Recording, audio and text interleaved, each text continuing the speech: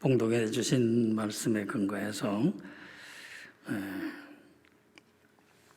겸손의 축복이라 그런 말씀을 상고하며 피차 은혜 나누는 시간이 되기를 바랍니다. 어느 날 히랍의 대부호가 소크라테스 왕을 찾아왔어요. 자기가 소유한 땅이 심히 넓다고 온갖 자랑을 하며 그 소크라테스가 칭찬해 주기를 기다렸어요. 소크라테스는 아무 대꾸도 없이 앉아 듣고만 있다가 잠시 서재로 들어가 뭔가를 열심히 찾아가지고 나왔어요. 찾아낸 것은 히랍의 지도였어요. 그리고는 부자 앞에 지도를 잘 펼쳐놓고 물었습니다. 당신의 땅이 이 지도에서 얼마나 크냐? 물었습니다. 그만 이 부자는 그냥 크다 그러면 큰 줄만 아실 줄 알았는데 지도에서 자기 땅이 얼마나 크냐 물을 때 아무 말도 하지 못했어요. 대개는 설익은 사상이 사람을 교만하게 만들고 또 모자란 인격이 사람을 자만에 빠지게 하기도 합니다.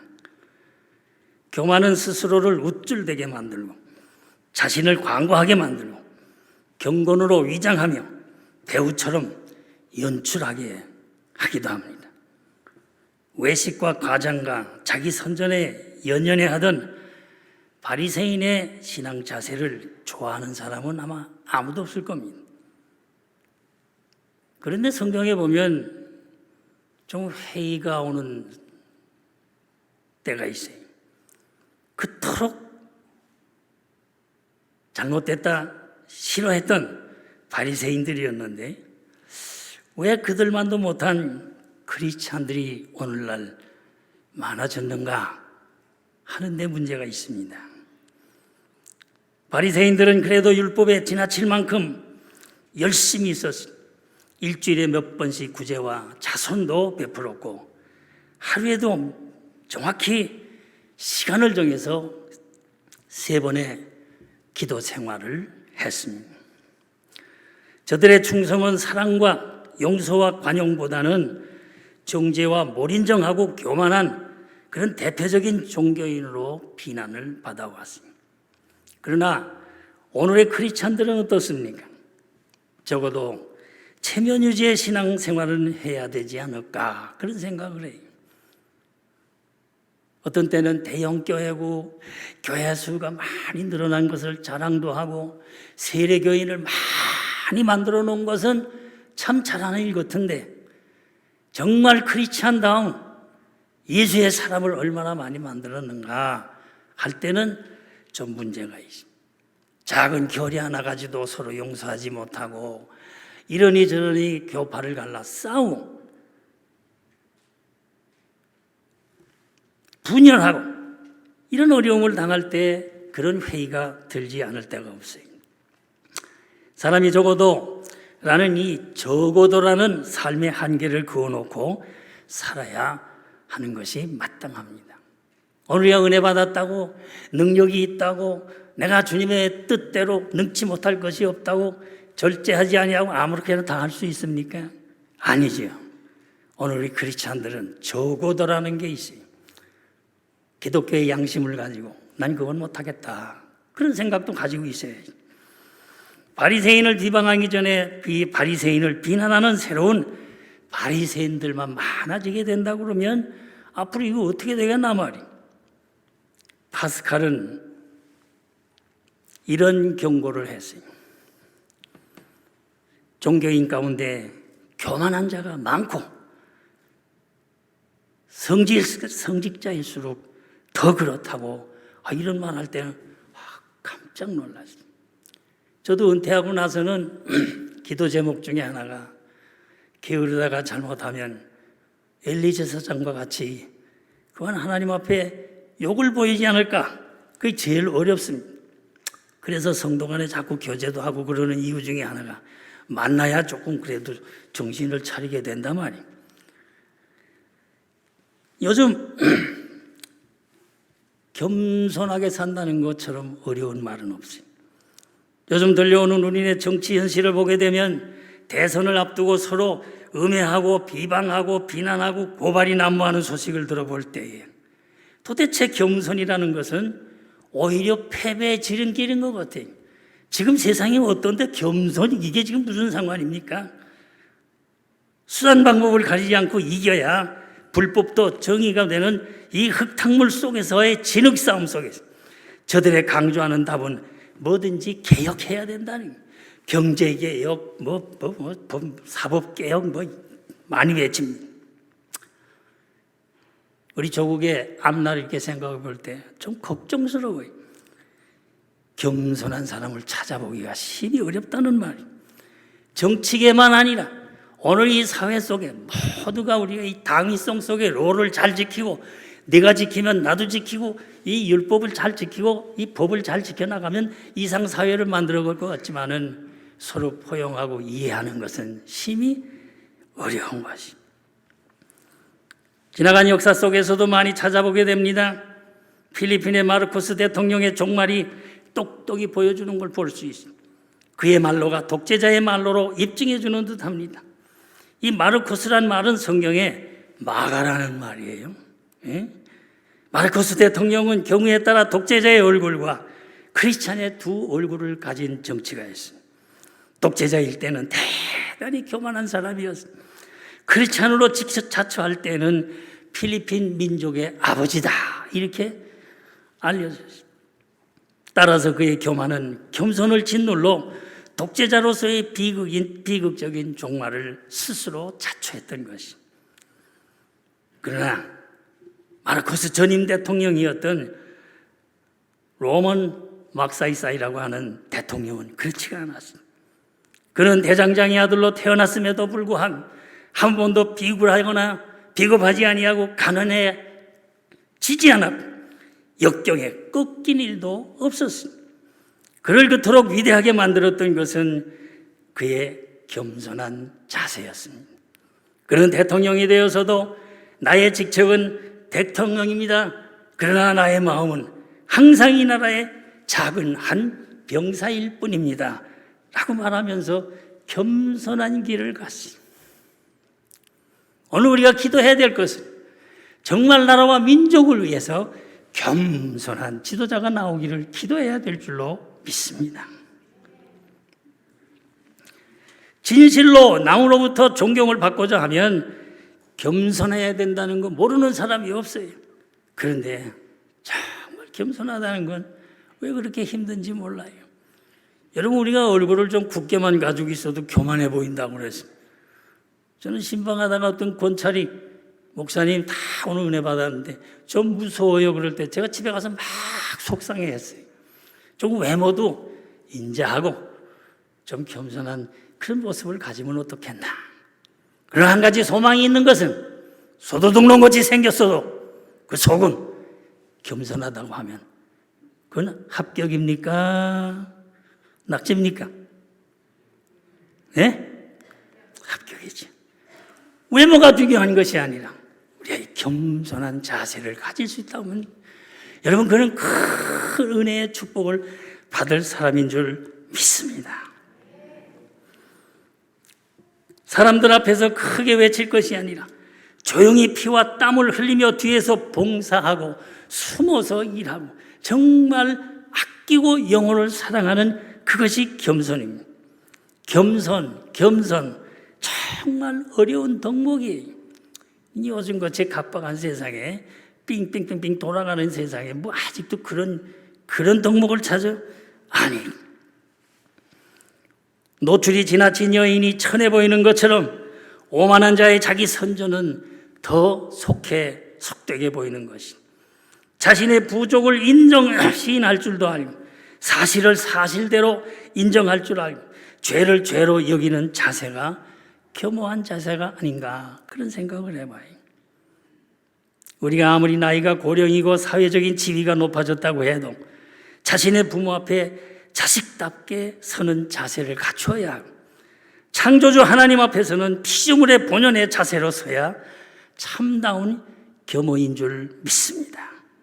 그래서 파스칼이 유명한 말을 했습니다.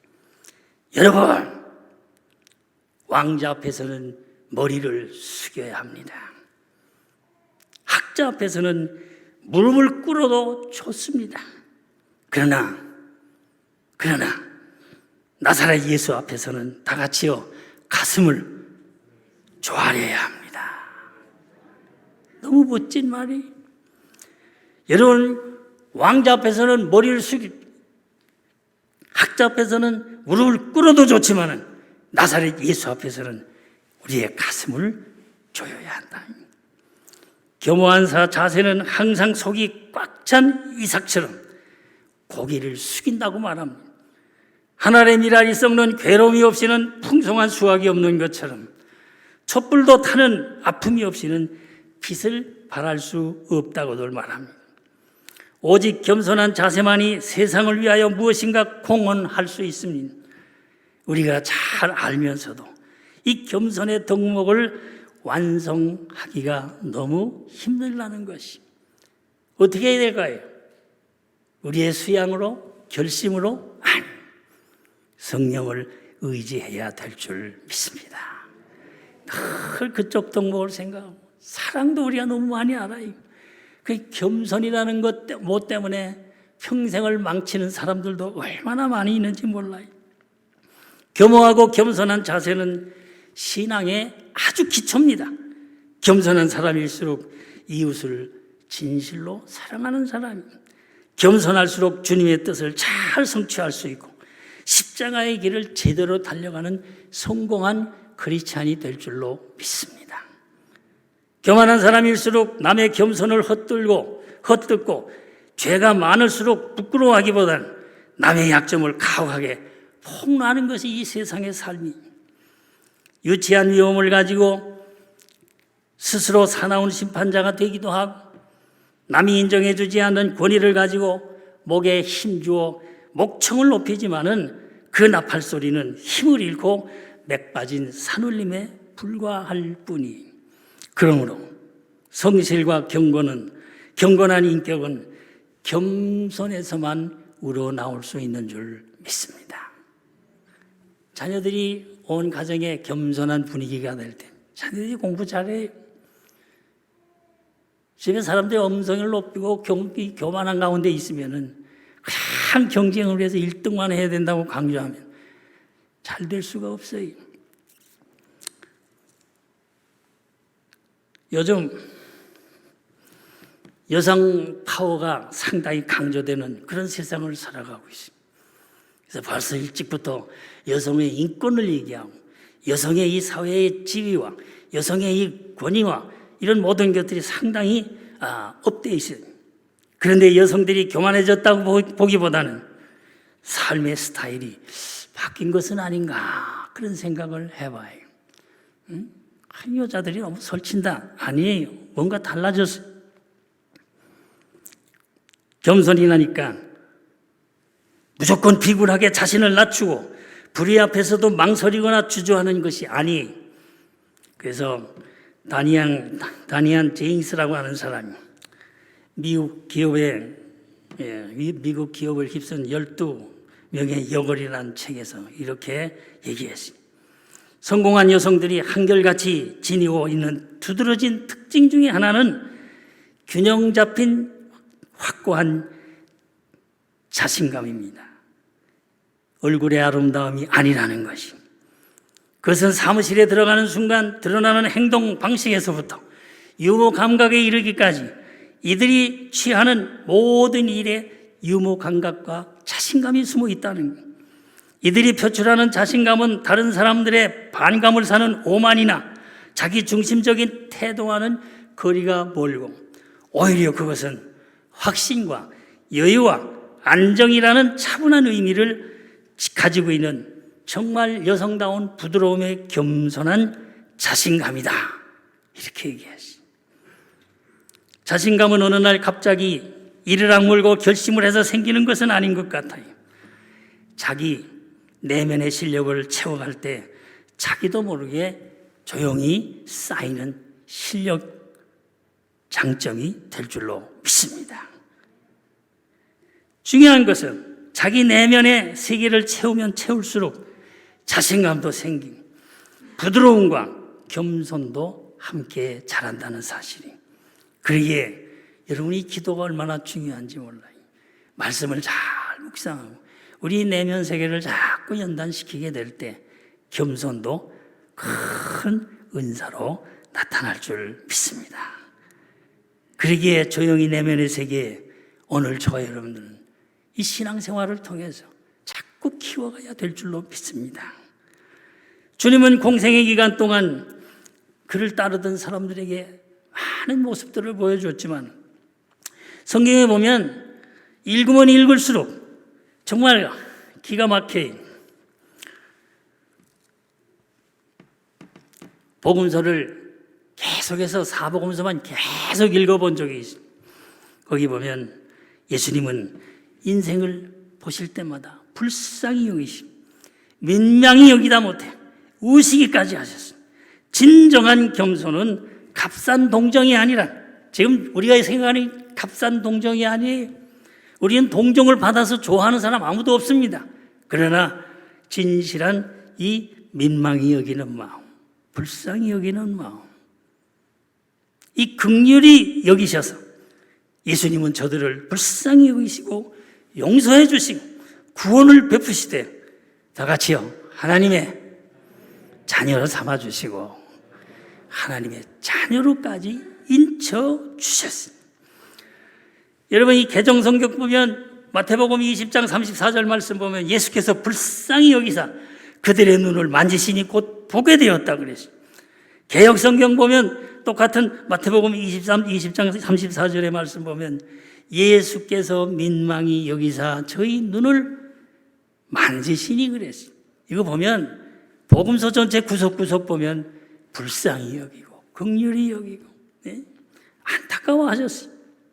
마가복음 1장 41절에도 예수께서 민망히 여기사 손을 내밀어 저에게 대시며 가라사대 내가 원하노니 깨끗함을 받으라 그랬어요. 여러분, 고쳐주시고 깨끗해주시는 것은 권능 받아라 그런 게 아니라, 제가 권능이 너무 세네. 예? 불쌍히 여기는 마음에서 시작된 것이. 신앙생활하면서 은혜 받은 은사가 우리 주변에는 여러 가지로 나타납니다. 어떤 분은 권능으로 자랑하고, 그래서 이 예언의 은사를 또 암암리에 자꾸 자랑합니다. 방언의 능력을 자랑합니다. 이래서 능력으로 나타나는 여러 은사가 있어요. 그런데 그 은사 쫓아가는 사람들이 다 교회 분열시키고 여러 가지 어려움도 많아요. 그러나 조용히 내면의 세계를 아름답고 풍성하게 하는 은사가 있습니다.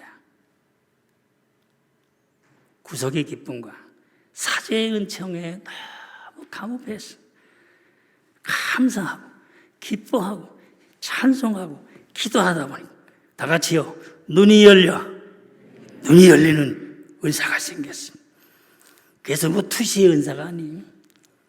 그동안 나 중심으로 한 살던, 나는 이 세상에 뭐야, 내가 여기 왜 존재하나, 이런 그런 눈을 가지고 살던 사람이 눈이 열렸어요. 부모가 보이고 자식이 보이고 이웃이 보이고 교회가 보이고, 여러분 가까이 있던 아버지 어머니가 보이고 가족 이웃에 대한 새로운 눈이 열려서 그만 자기도 막 마음이 뜨거워졌어요. 그전에는 아버지하고 원망하고 담 쌓고 살던 사람, 엄마는 한다고 어머니 도무지 이해할 수가 없다, 말은 못하지만 계속 그래. 여러분 심지어 시어머니 돌아가신다 계실 때만 해도 많은 여러 가지 갈등으로 살고 있어요. 그런데 신앙생활 잘하는 사람은 마음에 눈이 열린 줄 믿습니다. 나나 중심에서 자신을 밖에서 보고 자기도 객관화시키고 남들도 볼 때에 지난번에 나를 중심으로 보던 사람들이 아니라 그 보이는 사람들 자체를 새롭게 보는 거예요. 남편을 보고 늘 불쌍히 여기는 아내가 있어요. 그 남편이 구실 못해서 그럽니까? 아니, 신앙생활 잘하다 보니까 남편이 원망스러운 건 다 잊어버려. 내가 저 사람한테 잘해주지 못한 미안한 생각 막 가진 사람들이 있어요. 아내를 보고 늘 민망해하는 남편이 있어요. 여러분, 자식을 보고 늘 우는 부모가 있어요. 해준 게 없어서 뭐 부족해서 그런 게 아니에요. 그냥 보면 안타까워. 그런 사랑이 넘치는 가정, 그런 가정은 겸손한 가정이 되는 줄 믿습니다. 아버지에 대한 오랫동안 쌓인 오해가 무너지지 않는 장벽으로 답이 없이 나 이 세상에 버려진 자식이구나 이렇게 생각하고 살던 사람, 은혜 받고 처음으로 느껴진 느낌이 있어요. 갑자기 아버지가 불쌍한 마음이 생겨요. 아버지 살던 그 세월을 가만히 생각해 보니까 너무 다른 거예요. 전후 세대에 너무나도 어려운 환경 속에서 그 대가족을 이끌고 살아가려고 얼마나 애를 썼는지 보이는 게 다른 거예요. 아버지 나한테 해준 게 뭐 있는 데가 아니라 내가 더 해드려야 될 게 너무 많다 생각이 돼서 달라지는 거예요. 여러분, 이거는 값싼 동정으로 하는 겁니까? 아니에요. 그리스도의 사랑으로 눈이 떠진 줄 믿습니다. 어머니, 자식, 형제 간에 모두가 불쌍해 보이는, 생각하면 생각할수록 또 돌같이 땅땅했던 마음이 변해서 민망하다 못해 눈물로 회개하는 분들이 있어요. 여러분, 지금 이 교회가 담임 목사님 없은 지 얼마나 됐습니까? 당회는 뭘 하고 걔가 뭘 하는지 모르겠다 그러지 마세요. 지금 이 교회를 이끌어가려고 수고하는 봉사자들을 불쌍히 여기시기를 바랍니다. 긍휼히 여기시. 나도 못하는데 이걸 하느라고 얼마나 수고가 많을까. 어서 빨리 주님 좋은 종을 보내주세요. 기도해야 될 줄로 믿습니다. 어떻게 교회를 불쌍히 여기나? 하나님 계신데 아니에요. 여러분, 오늘 우리는 피차 다 같이요, 긍휼히 여기고 불쌍히 여기고 민망히 여기고, 그러다 못해 울 수밖에 없는 그런 사람이 진정한 기도자가 아닙니까? 유창한 기도를 아무리 벅벅수고지 쏟아놓으면 뭐래? 그 마음속에 교만이 들어있으면 그 무슨 소용이 있습니까? 그래서 눈물로 회개하는 것이 그렇게 귀한 겁니다. 온 교회가 정말 눈물로 기도하시면 응답이 곧 올 줄 믿습니다. 저는 장례식을 참 많이 했어요. 장례식 때마다 부인이고 남편이고 다 안타까워 부르짖는 얘기 많이 들었어요. 여보, 미안해. 떠난 다음에 불쌍히 여기 뭘 합니까? 살아오신 거 이렇게 보니까 뭐 그렇게 잘못한 것도 없는 것 같은데 그때 눈이 떠지는 사람도 있어요. 더 중요한 거는 다 같이요, 살아있을 때 눈을 뜨자. 여러분, 가까이 있는 사람을 눈을 떠서 보시기를 바랍니다. 여러분, 보통 사람들이 아니. 예배당에서도 옆에 사람 좀 보라 그래도 별로 볼 마음 없어요. 그냥 이러고 끝나는데 잘 보세요. 귀한 분들입니다. 제가 값싼 동정을 주고받으라는 거 아니에요. 정말 그리스도의 사랑에서 불쌍히 여기는 마음 생기면 축복이 올 줄 믿습니다. 자식, 손주, 특히 아플 때 불쌍하다고 느끼는 할아버지, 할머니, 또 부모들도 있습니다. 그러나 그냥 살 때 너무 바빠서 정신없어요. 아이들 그냥 뒤치다거리 해주고 정신없어요. 여러분, 중요한 거, 우리는 단순한 동정이 아니라 영혼을 사랑하고 불쌍히 여기는 것. 그때 우리는 진정한 겸손이 될 줄 믿습니다. 파스칼이 참 좋은 말 많이 했어요. 파스칼이 이렇게 외쳤어요. 무능한 지성이요, 겸손하십시오. 오만한 인생이요, 하나님의 음성에 가슴을 기울이십시오. 귀한 말씀이죠. 성경은 말합니다. 오늘 봉독한 말씀 한번 좀 붙여주세요.